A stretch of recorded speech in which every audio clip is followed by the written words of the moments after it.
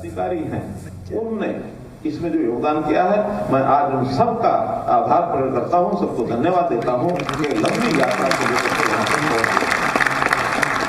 जब तक कोई प्रोजेक्ट शुरू होता है तो जैसे एक व्यक्ति जन्म होता है, आयु बढ़ती है तो उसका अलग अलग रोल अलग अलग समय में होता है।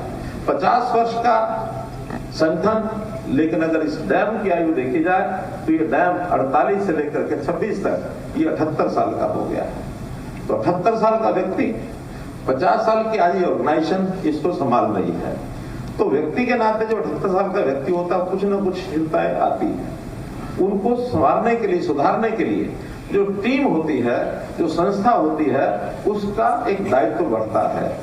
आज जो डैम उस समय बने थे, 78 साल के बाद बहुत सा उसमें क्षरण आया होगा, बहुत से उसमें कहीं ना कहीं कुछ कठिनाइयां भी आई होंगी, कहीं पुनर्निर्माण की आवश्यकता होगी, कहीं कहीं जो उसमें रिपेयर की, नए विस्तार की जो आवश्यकता है, वो सारी हमारे ऊपर निर्भर करती है।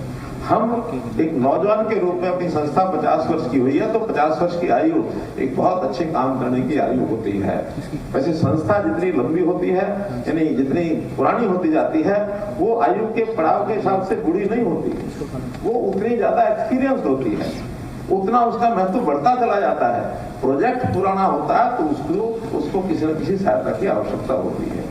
तो एक ऐसा सहायता की जो आवश्यकता आज इस पूरे प्रोजेक्ट को है, वो हम जो संस्था जैसे जैसे आगे बढ़ेगी वैसे वैसे हम अपनी भूमिका निभाते जाएंगे। और अच्छी बात हमारे मनोज त्रिपाठी जी ने बताई कि हम अपने आयाम को बड़ा कर रहे हैं। अभी जैसा भिवानी में और हिसार में एक सोलर यानी प्रोजेक्ट का जो समुद्घाटन हुआ, मैंने किया, और भी आगे बढ़ने की जो इच्छा बीबीएम ने अपनी बनाई है, मैं इसके लिए भी आप सबकी बहुत बहुत यानी एक आपको बधाई देता हूं, आपकी सराहना करता हूं। मित्रों,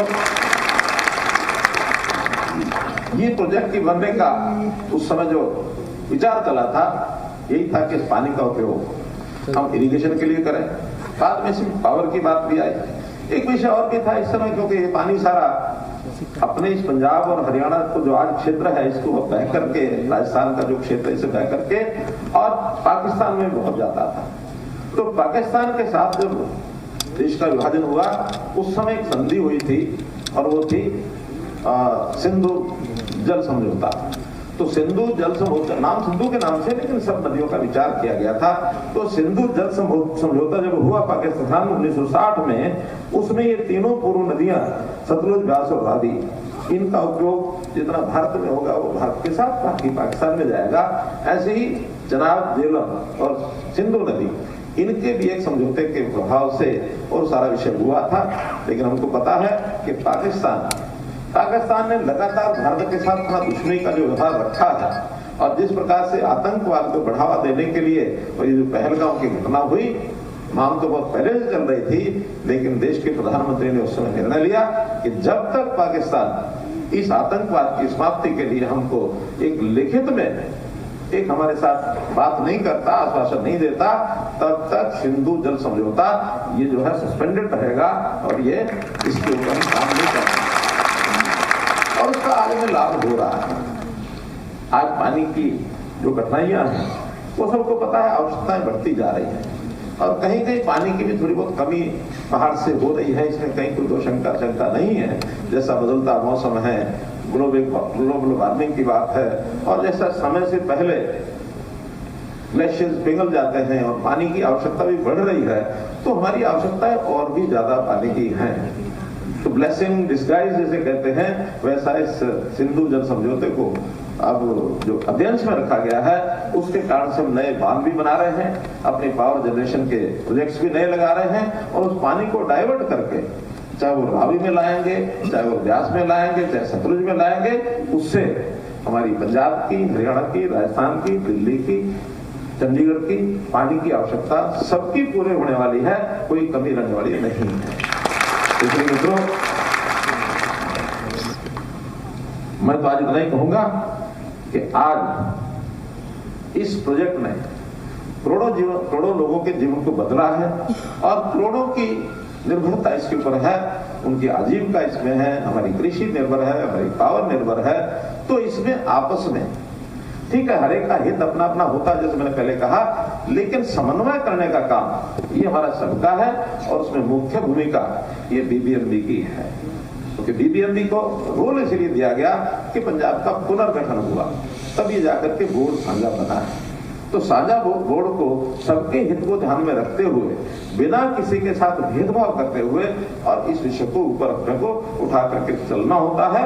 तो इसी भूमिका से और आज ये सारा विषय हम लेकर के आए हैं। हमारे कुछ मित्रों ने इस विषय पर जो चर्चा की कि उसमें जैसा था हमारे गोयल साहब ने जो विषय उठाया कि इसके अंदर हमको अधिकार जो हैं, हकों की जो बात है होता है, उसको विवेक से फैसला करना पड़ता है।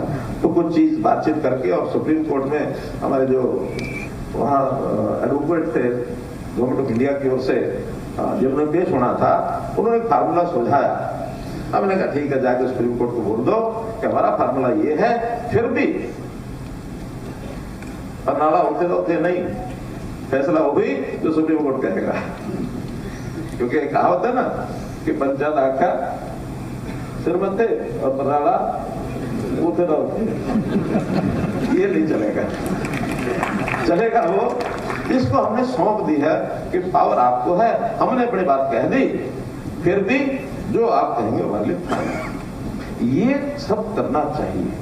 और इसको अगर नहीं करेंगे तो टकराव बढ़ता है। हमारे गोयल साहब ने कहा कि पहले जो मेंबर्स होते थे उसमें कुछ परिवर्तन कर दिया नियमों में, मैं उसको स्पष्ट करना चाहता हूं। पहले मेंबर पंजाब का होता था पावर का, हरियाणा का होता था इरिगेशन का, लेकिन ये कहीं भी लिखा हुआ नहीं है। ये बाय ट्रेडिशनल एक चला आ रहा था, उसको सब मान रहे थे। लेकिन इसमें कहीं कहीं अड़चने आने लगी कि आखिर ये क्यों पंजाब का, क्यों हरियाणा का। आपने उसको उठाकर देखा कि पहले कहीं लिखा हुआ है क्या? It is not written anywhere before this new rule system. पहले चलता था ये केवल ट्रेडिशन से, हमने उसमें लिखवा दिया कि मेंबर पावर और मेंबर इरिगेशन, ये preferably member power from Punjab and preferably member irrigation from Haryana. ये नई ट्रेडिशन थी, पढ़िए आपने, पढ़ लिया ना? नहीं, ट्रेडिशन को कभी कोई तोड़ सकता है, लेकिन इसमें एक एडिशन करने के बाद तोड़ना मुश्किल होता है, क्योंकि पहले से तो कोई कहीं से भी लग सकता है। ट्रेडिशन है, लेकिन फिर भी अधिकार तो सुनता है, वो कहीं से लगा दो। आज उसको लगाने के लिए सबसे पहले इरिगेशन के लिए हरियाणा के जो लोग अप्लाई करेंगे उसमें देखेंगे कौन सुटेबल है। पावर के लिए लगाने के लिए पंजाब के लोगों में से देखेंगे कौन एलिजिबल और सुटेबल है। हाँ, वहां नहीं मिलेंगे तो फिर बीजेपी तो चलाना है, तो कहीं से भी आएंगे। तो इसलिए हम स्टेट्स का अधिकार बनता है कि हम जो नाम आप भेजें वो अच्छे, सुटेबल और एलिजिबल और जो अच्छे यानी हित में काम करने वाले हैं, वहां लड़ने वाले लोग ना भेजें। हमारा वो क्या दिल्लियों की लड़ाई में कौन खा गया,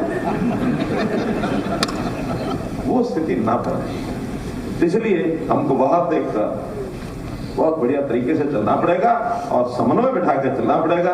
उसमें कहीं कोई कठिनाई नहीं आएगी। जहां तक बात सीआईएसएफ का है, उसमें थोड़ी सी एक चूक जो हुई थी, वो अगर चूक न होती, क्योंकि ये प्रोजेक्ट आकर किसी न किसी स्टेट के टेरिटरी पर तो हो गए, लेकिन टेरिटरी पर होने के बाद ये दबाव नहीं है कि हमारा चिंता पहले करो।